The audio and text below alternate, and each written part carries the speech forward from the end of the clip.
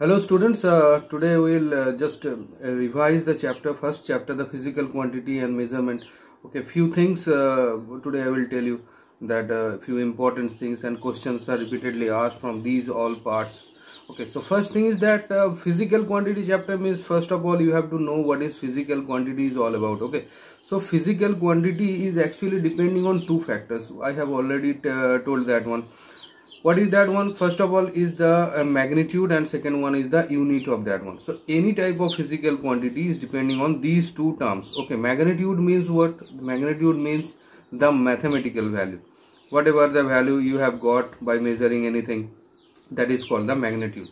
Unit means what? What type of unit is need to be preferred or need to be useful here to determine these all physical quantities. So that is the one type of unit. Okay, so suppose you are calculating the mass of an object. I have already told these all things. Mass of an object, maybe you calculated 10 kilograms. So definitely mass is a physical quantity. 10 is what? 10 is the magnitude. I told you that is the mathematical quantity or mathematical value. And kilogram is the unit of that particular physical quantity. That means the unit of the mass here. In this way you have to calculate all these things. And next one, measurement. Why it is required? Because if all the object present in nature will have a same type of value, same type of numerical value. Suppose this piece of stone you have taken, which is having mass maybe 1 kilo. Maybe this amount of stone you have taken, which is also having the mass is 1 kilo.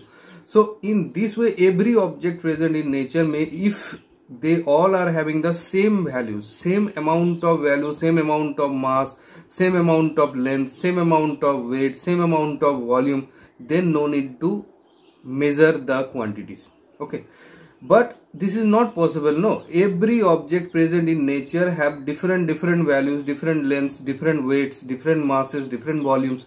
So we have to measure all these values and we have to determine the values, what is the actual value we are getting from there. So this is the thing. So that's why measurement is very important here. Measurement of volume is a 3D concept. So actually while we will talk about the 3D concept and 2D concept, so we have to measure the three things in 3D concept, because 3 is there.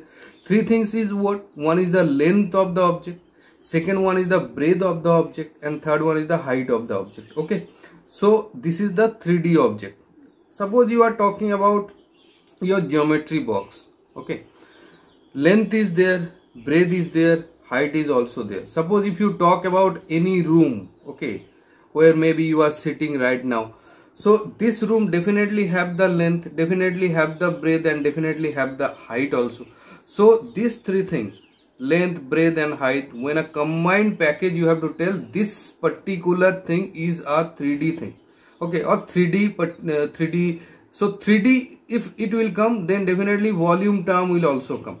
Because we all know that volume formula, to calculate the volume, what is the formula? Length into breadth into height. 3 things are there. One is length, second one is breadth, and third one is the height. So that's why it is a 3D concept. Suppose if you talk about any 2-dimensional thing, that means the area maybe you have taken. Area, in case of area, suppose you are going to calculate the area of a rectangle. Then what is the formula of that? Length into breadth. How many parameters are there? One is length, second one is breadth. So that's why it is a 2D concept. One is this length and second one is this breadth. So if you multiply these two things, you will definitely get the area of that. So area is a 2D concept, volume is a 3D concept. Okay, so these all things. So how to calculate, I told. Now here one more most important question is present, that what is the actual difference between the volume and the capacity. Suppose you have taken a container. Okay, suppose in this container, maybe this container be able to just acquire or able to grab 1 liter of water. Maybe one water bottle you have taken, and you have taken this amount of water, 1 glass of water, which is not exactly 1 liter, and you have poured it and you have just closed the cap of the bottle. Now definitely you have to tell one thing, that the amount of water present inside the bottle right now is not 1 liter exactly, isn't it? So here 1 liter is what? 1 liter is the capacity of the bottle. That means what? The bottle can grab or bottle can acquire 1 liter of water, not more than that. Okay. So the capacity is what? The amount of space available in a container, or amount of the volume of the container, you can tell also. But what is actually the volume? Volume of the water you are going to calculate right now. How much water is there? Maybe 10 ml or 100 ml or maybe 50 ml water is present inside right now. You have poured that one. So volume of that one is what? Volume is 50. Okay. Centimeter cube, meter cube, or ml. Suppose you have taken ml also. Okay. That means what? Within 1 liter, that water, that amount of water has occupied 50 ml only. Not total. Okay. Total is 1 liter, but it has occupied less than 1 liter. So the actual space occupied by the liquid, by the gases, or by the solid is called the volume of that one. Capacity is what? Total amount of space present on the container. That is called the capacity. Maybe you understood that one. Okay. Now the conversions are there. So many conversions are there. Meter cube to centimeter cube, meter cube to decimeter cube, decimeter cube to centimeter cube, centimeter cube to millimeter cube. These all things are given. We all know that there is also a rule: kilometer, kilo, hecto, deca, mi, deci, centi, milli. We all know that this is the actual thing. From here you can easily calculate whatever the things is required. Area. I told you that area is what? Area is the surface present, or the surface defined, or the surface to measure. Okay. How much surface you are going to measure? That is called the area. Suppose you have just put your geometry box in a plain paper, white sheet of paper, and you have marked the portion. Okay. In this way you have marked the portion. Now how much surface it has occupied? That marked portion what you have drawn right now. So this amount of space occupied by, surface occupied by what? By that geometry box. So definitely that will be the area of this geometry box. Maybe you understood that one. So how much a surface it has occupied, that is called the actual area of that one. Okay. Now two types of areas are there. One is a small area, one is a large area. Suppose you are going to calculate the area of what? Area of maybe your geometry box. Maybe you are going to calculate the area of your book, exercise book. And suppose you are going to calculate the area of a rectangular field or rectangular park. Okay. Then definitely there is a difference between these two. No? Rectangular park, when you will tell, then this is a bigger thing. So large area you have to calculate. Suppose if you use millimeter, centimeter unit with the help of scale, and you are going to measure the area of the park, then you have to spend your whole day only. Okay, no? Because without with the help of this scale, if you calculate, definitely the result will come, but it will take so much time. So that's why we have to just divided the units into two parts. Millimeter, centimeter, this type of units are used to measure the area of small things. Suppose your book area, suppose the area of your geometry box, this type of thing. And when you will calculate, when you will going to calculate the area of a large rectangular park or what, then the area will be kilometer, area will be r, area will be hectare. Okay, different. There are conversions are also there. R to hectare, R to kilometer to meter square. These all conversions are present in the book, so you just see one time. Next one, this is for the rectangle, this is for the square, this is for the triangle. This type of area will be calculated very easily because we all know the formulas to calculate. But suppose a irregular shape, irregular polygon or irregular plot is given to you, which is not a rectangle, not a square, not a triangle also. Then how can you calculate the area of this plot? Then also one formula is there. That is what? C plus 0.5 into P. C means what? Suppose if you draw a circumference, okay, one circumference, one line you have drawn. Inside that circumference, how many number of squares are present? You first draw some squares inside that one grid you have to tell.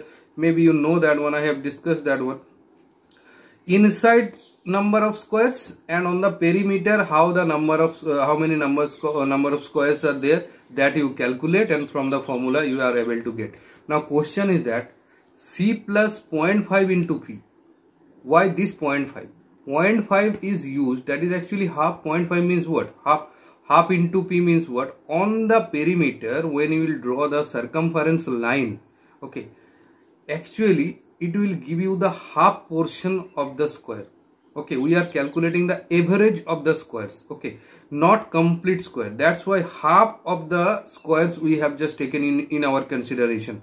So that's why this is used. Okay, next part and the last part of this chapter, density and speed. Okay, density means what? The amount of that is the mass by volume, or the ratio between mass by volume, or in unit volume how much mass present on a body, that is called the volume of that is called the density of the body.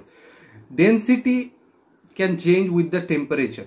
Okay, if you just first of all you think that density is inversely proportional to the volume, and we all know that if you increase the temperature of the body, then volume will what? Volume will expand, volume will increase. Okay, so with the rise in temperature, definitely the density will decrease. So first thing you know, just one thing, that with the rise in temperature, the density of a body will just decrease, not increase. What will happen to the water? Okay, 0 to 4 degree, if you just increase the temperature, at 4 degree we will get the maximum amount of density. Okay, that is 1. After that, after 4 degree, if you increase the temperature, then the density will decrease. Okay, so this is not actually our consideration. It is not following the actual rule. With the increase of temperature, density should decrease. So from 0 to 4 degree, density is not decreasing, density is increasing. After 4 degree, density is decreasing. So that's why it is called the anomalous expansion of water. Okay, or the uneven expansion of water.